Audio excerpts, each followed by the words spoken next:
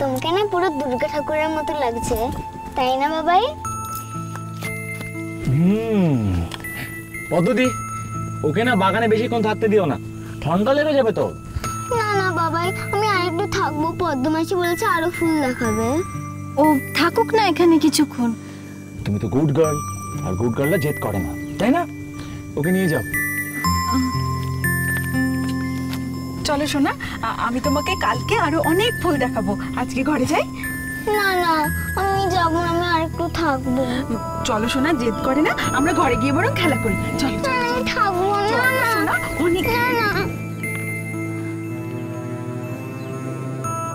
আপনাকে না আমি ঠিক বুঝতে পারি না। নিজেই বলেন মেয়েটাকে ভালো রাখবেন, খুশি রাখবেন, দুঃখ দিলেন তো? কি হতো ও যদি এই খোলা বাতাসে কিছুক্ষণ থাকতো, কি হতো?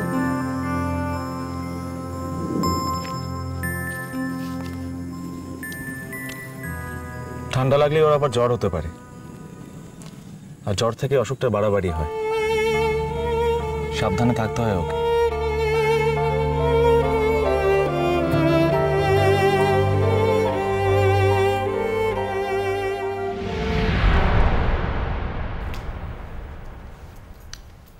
আরে সব গেলি কোথায় বৌমা? কাকা বাবু কেমন আছেন? আমি ভালো আছি মা, তুই কেমন আছিস? আমাকে তো ভালো থাকতেই হবে, না হলে এত বড় সংসারটা চলবে কি করে বলুন? একেবারে অন্নপূর্ণা হয়ে আছিস। হ্যাঁ, তো বাকিরা কোথায় রে? তাদের ডাক। হ্যাঁ রে, তোর শ্বশুর মশাই কোথায়? আরে ভরছাজ আইসা পড়ছো, খুব ভালো করছো, খুব ভালো করছো। আরে আমার জন্য একটা কিছু ব্যবস্থা করো। আরে বসো বসো বসো বসো বসো। ওরে বাবা, আমার ব্যবসাতে এবার লাটে উঠবো, এমন একটা কিছু ব্যবস্থা করো যাতে মা লক্ষ্মী আমার উপর একটু সদয় হয়। ব্যাস অমনি দাদা শুরু হয়ে গেল। না না, ওসব কিচ্ছু হচ্ছে না, কোনো হাত টাল আমি দেখতে পারবো না। আরে বাবা, বাড়িতে পুজো আছে না, আমি তো ওই জন্যই এসেছি। অত আরে বৌঠান, আপনি এসে হাজি। কি হলো বৌঠান, আপনার বাতের ব্যথাটা বাড়লো নাকি? আর বলো না ঠাকুরপো, কিন্তু তা তো হবার কথা নয়, কবিরাজি তেলটা তো কাজে লাগার কথা। ধর খুব ভালো তোমার কবিরাজি তেল। আরে বাবা, এই ব্যথা বেদনা আমার গিন্নির একবার নিত্য সঙ্গী, মরার আগ পর্যন্ত যাইবই না। সারান্দার কথা দেখো, একটা ব্যবস্থা করো যাতে এই মরশুমে ভালো ইলিশ আমি ঘরে তুলতে পারি। কাকা বাবু না, আজ কিন্তু আপনাকে হাত দেখতে হবে বলেই আপনাকে আসতে বলেছি। দেখছো ভরছাজ, আজ কিন্তু হাত ডাকার জন্য এই বাড়িতে তোমার ডাক পড়ছে। কিন্তু সেটা বাবার নয়।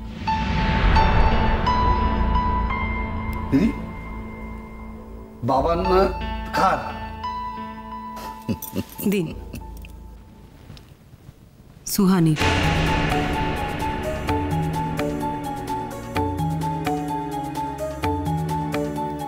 সুহানি মানে? আজই জানা যাবে ওর আসল পরিচয় কি।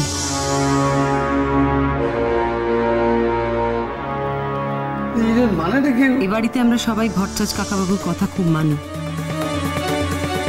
আমি চাই উনি নিজে একবার সুহানির সঙ্গে কথা বলুন, উনি নিশ্চয়ই বুঝবেন কে ঠিক আর কে ভুল। সে তুমি নিশ্চয়ই ভালো বুঝেছো বলেই বলেছো, কিন্তু বড় বৌমা এসব প্রশ্ন তুলে আবার তুমি। প্রশ্ন তুলেছে আপনার বড় ছেলে মা, ও বারবার একই কথা বলে চলেছে, সুহানি নাকি নকল। কি জানি বাবা, ছোট খোকার কানে এসব কথা গেলে আবার না নতুন করে কোনো অশান্তি হয়। যাতে আর কোনো অশান্তি না হয় আমি সেই চেষ্টাই করছি মা, বিশ্বাস করুন। আমি সেই জন্যই চাই ভট্টাচ কাকাবাবু একবার ওর সঙ্গে কথা বলে নিন।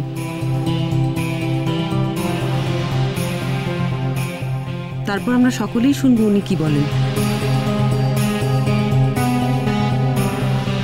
এই সমস্ত সন্দেহ আমি এখানেই শেষ করে দিতে চাই।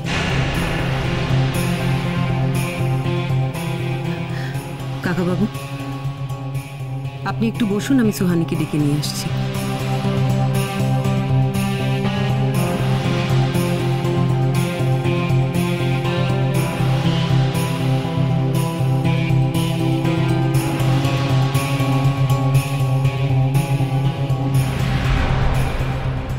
অসুস্থ মেয়েটাকে এভাবে আটকে রাখেন কেন বলুন তো? বাড়ির বাইরে বেরোয় না, কোনো বন্ধু বান্ধব নেই বেচারা, কত অসুস্থ, কত কষ্ট পাচ্ছে।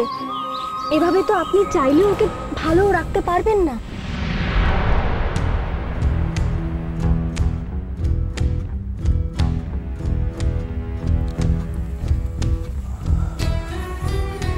ইচ্ছের এই অসুখটায় ইনফেকশনই হলো একটা ভয়।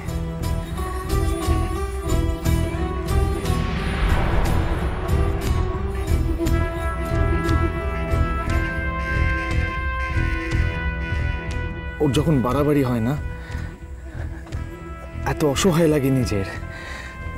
সবাই সান্ত্বনা দেয় ঠিকই যে ঠিক হয়ে যাবে, কিছু হবে না।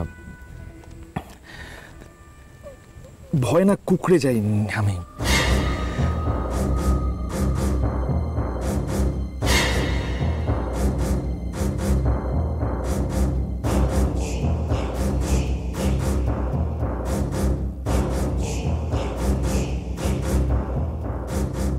খালি মনে হয় যে এবারই হয়তো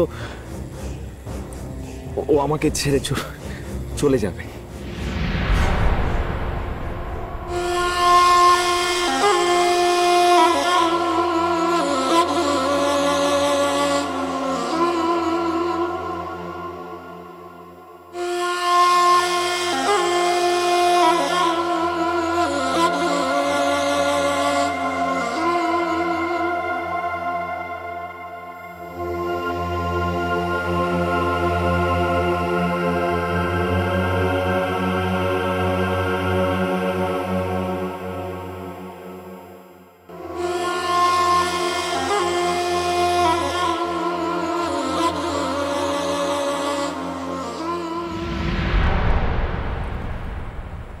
আমার বেলা তো খুব বলেছিলেন প্রাণ খুলে বাঁচুন, নিজের মেয়ের বেলায় সেটা পাল্টে গেল কেন? জানেন, ছোটবেলা থেকেই আমি নিয়ম মেনে চলা, হিসেব করে চলা ছেলে।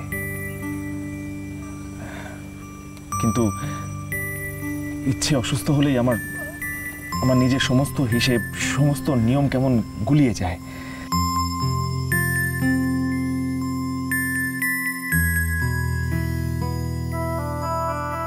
আর ওর শেষ ইচ্ছে, সেটাকে পূরণ করার জন্যই তো আমাকে এখানে এনেছেন। সেটার কথা একবারও ভাববেন না?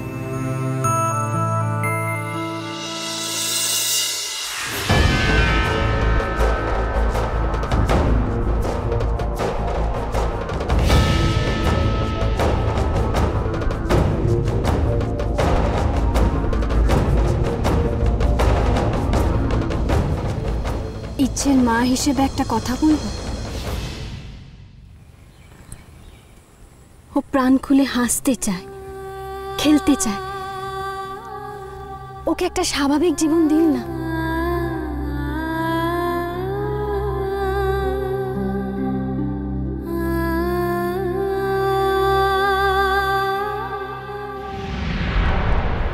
আমার বড়দা ওরকমই, যেটা মনে সেটাই মুখে।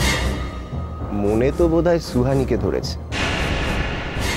আজ না হয় কাল পরিস্থিতি বদলাবে, হয়তো সকলে আমার পরিচয়টাও জানতে পারবে। তখন তো আমি